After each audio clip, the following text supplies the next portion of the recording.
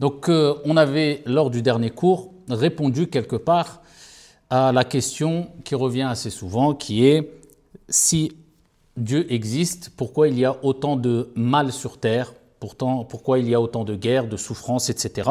Et on avait rappelé que ça, c'était une preuve d'une certaine déficience dans sa aqida, dans sa croyance, dans sa compréhension de la religion et sa connaissance d'Allah subhanahu wa ta'ala.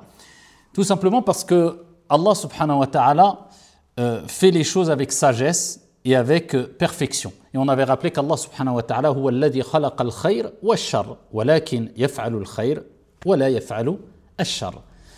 On avait rappelé qu'Allah subhanahu wa ta'ala certes a créé toutes choses.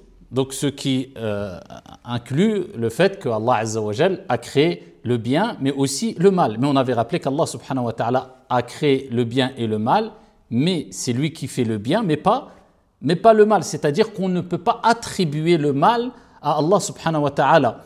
Et c'est pour cela que le prophète sallallahu alayhi wa sallam a dit wa sharru laysa ilayk. Le mal ne t'est pas attribué. Donc Allah subhanahu wa ta'ala, c'est lui qui a créé toutes choses. Mais il faut différencier, et on avait rappelé cela, nufarriq bayna al-fa'il wal-maf'oul.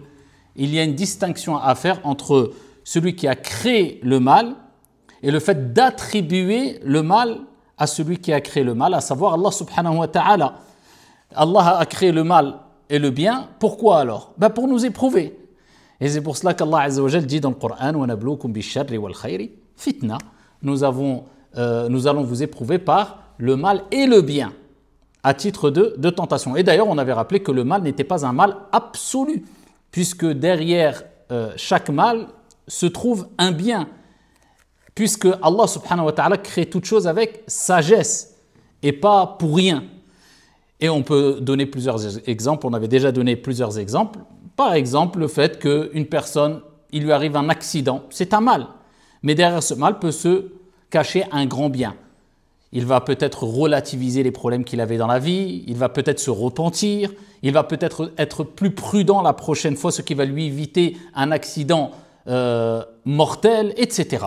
Donc ici, ce n'est pas un mal absolu. Donc Allah azza wa jalla a créé le bien et le mal, mais il ne faut pas oublier que c'est l'être humain qui provoque le mal, c'est l'être humain qui fait le mal, qui commet le mal, et on ne remet pas la faute sur Allah subhanahu wa ta'ala chaque fois qu'il nous arrive un mal. Et quand on a compris cela, eh bien on comprend mieux pourquoi Allah subhanahu wa ta'ala a créé le mal, et on peut répondre facilement ici à cette question.